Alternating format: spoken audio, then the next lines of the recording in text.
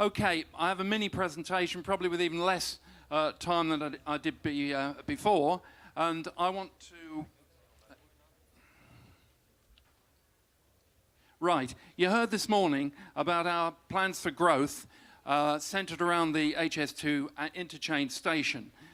There we're going to be building lots of houses, commerce, 77,000 new jobs, we reckon, $750 million of commercial space. And this last year, we've been really getting into making it happen with a framework for development. We've been looking at value capture. We've been looking at many things to actually make things happen on the ground. One of the most important things which is coming to life is the Birmingham International Station in Solihull, which what we're looking at doing there is rebuilding the station. That will be phase one. Passenger numbers through that station are forecast to triple and reach 15 million visitors by about 2036. Big stuff. So what we want to do in parallel to this, the second phase, will be an ambitious site adjoining the station where we're going to create an international quarter. You know, we reckon worth something in the order of $1.5 billion. Now, I want to shift the focus a bit to the town centre. And the town centre is, well known. It's a regional shopping centre. Most of the visitors that come to see me as a councillor usually divert via the shopping centre. And as you can see there, we're home to international brands, John Lewis, Apple, and so on, Tesla. And we have also a strong office market and demand for space. Solihull rated best place to live in England on a consistent basis.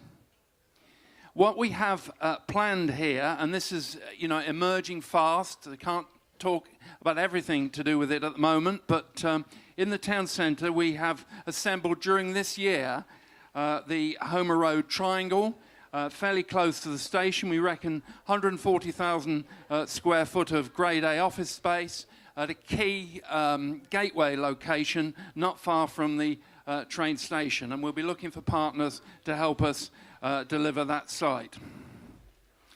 And then the next item, which we're now working on, is to look at our residential offer across the town centre. We reckon the scope for 1,400 homes, as well as mixed business, and around the vibrant retail core. And we look again at looking at working with partners to take this forward. And that's actively this last year. It's the new news that we're coming. Solihull Town Centre over the next few years is going to change. Someone said to me, actually, I was talking to a reporter, he said, look, why do you want to do anything? You're fully let. It's strong as it is. And I said, well, you can always be better, and you need to keep improving, and that's what we're going to do. Okay, I think that's my mini done. And now we're over to Mark Lee, Chief Executive of Calthorpe Estates. Thank you, Ian.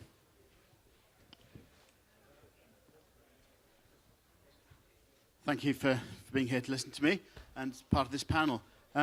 We're focusing on investment opportunities, so quickly on Calthorpe, we're a large estate to the southwest side of the city centre in Birmingham, and for us it's fully developed estate, so it's about regeneration and it's about really good quality placemaking to make the area attractive to bring in residents and to bring in commercial occupiers. And I mean commercial in quite a wide sense, because for us commercial isn't just office, there's a very large medical component to our estate. If you look at where Calthorpe Estate is, Birmingham City Centre here, within a mile you're at Five Ways, commercial centre, university, QE hospital, and then all the leisure facilities. There's a lot of green on that, as you'll see. It's over 1 million trees in Edgbaston, but also you've got the sporting facilities, the International Cricket Stadium, the golf club, tennis, which does one of the Wimbledon warm-up tournaments, and really just aiming for the top quality and a place where people want to be. I'm going to take two examples of investment opportunities. Pebble Mill, which we took back from the BBC when they moved out of the area into the mailbox in 2004. And over 15 years, we've regenerated 22 acres at Pebble Mill with the new dental hospital there, which is the most modern teaching hospital in the UK. Circle Health are building a new 200,000 square foot hospital. We've got a Bupa care home built. Student housing now being constructed on site. And we've got one final phase that we've kept back for a hospital building, 90,000 square feet. And I'll show you a picture of that next, which is a state-of-the-art medical building, which we're pre-letting at the moment, ready to bring to the investment market later this year. And that'll be a mixture of public and private sector occupiers in that last building that finishes off the Pebble Mill development. So that's the scale of regeneration we do and the time scale of 15 years to bring that all the way through to completion. That's a 20-acre site. The next site that we're looking at is on the north side of Hagley Road by Five Ways Roundabout.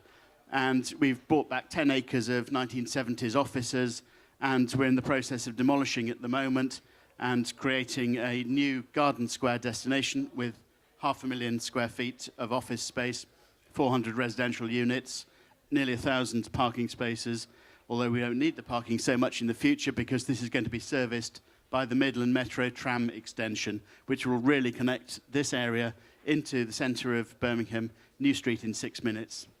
So extending Birmingham Centre outwards as Birmingham grows back into one of the prime residential and commercial districts and putting a new purpose on Edgbaston. This we'll be bringing to the market for investment later this year, probably second quarter when we've finished designing the first of the building as getting through reserve matters on the first office building and launching a residential component at the same time with the 400 PRS units coming in. So watch this space, and that'll be launched with funding agents later this year. This is an image of the residential unit at the end of the Garden Square. The Garden Square is about the same size as the Millennium Point side on the east side of Birmingham, so it's a really large stretch and a great centre around which we're building a coherent development over a period of time. So 4 office buildings, car park and residential, all to be phased through over the next 10 years or so.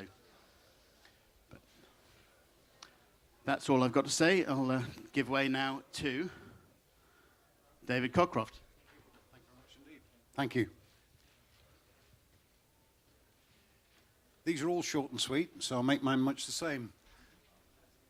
One of the things within the City of Coventry is about repeatedly looking to bring all the investment opportunities in one place. So I'm going to talk unashamedly just about the city centre regeneration.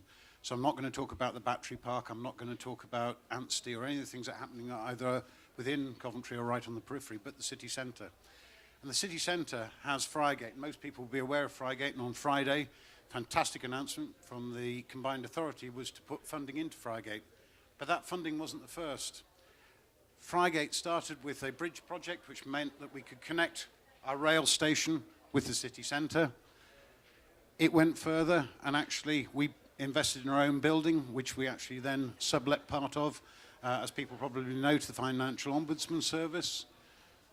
There's a scheme in the city centre for which WMCA funding has put in 98 million, but it's a much bigger retail scheme, 828,000 square feet, including the residential above it, and that's a 360 million pound scheme.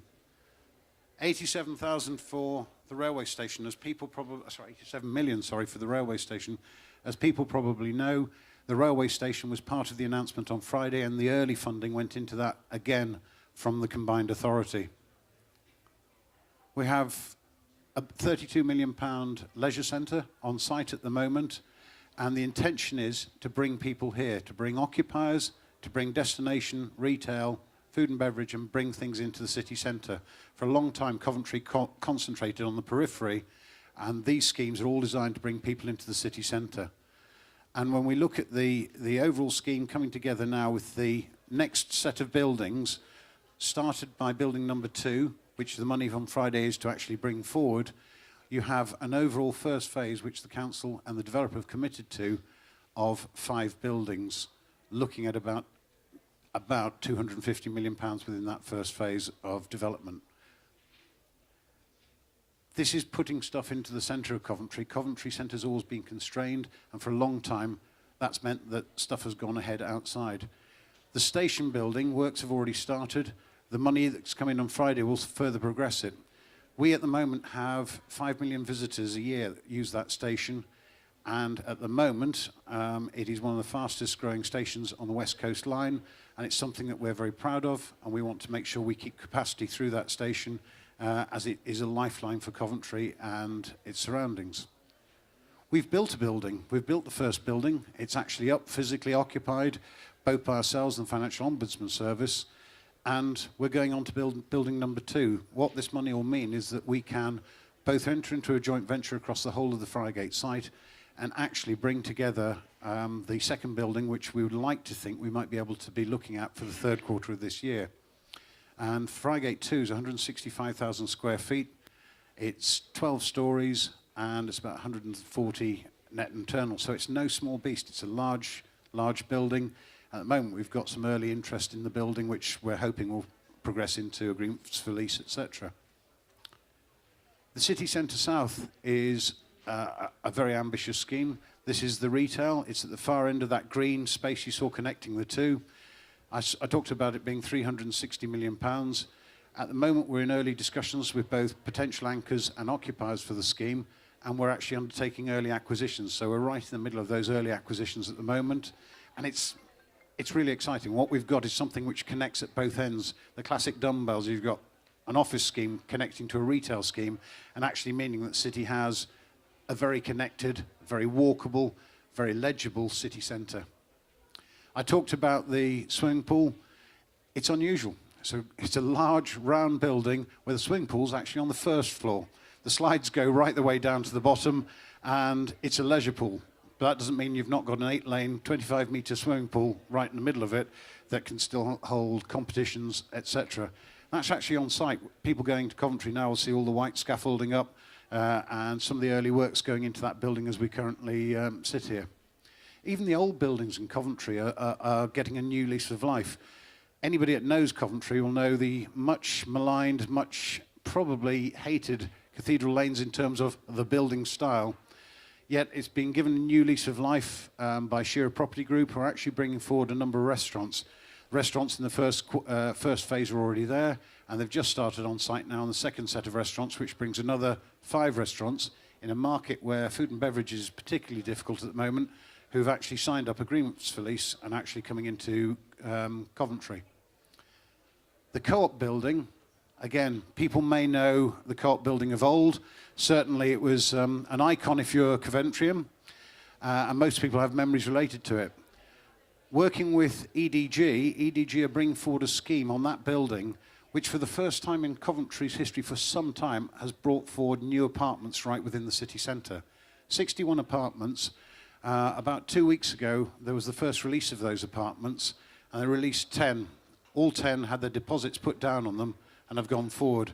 Now, that's in a market where people have been a little too uncertain to work out whether they're actually prepared to go into apartments or PRS. But a scheme as ambitious as this is flying away very, very quickly. I didn't think I could finish without at least getting something in about the student accommodation. With 2 fantastic universities sitting right within Coventry, with 60,000 students coming through Coventry, the student accommodation market has been very, very popular. This is the Barbary scheme, and at the moment, Bishopsgate has already got the first part of it underway and is about to do the second tower. So that podium and the first 2 towers are actually being constructed as we currently speak and are quite advanced.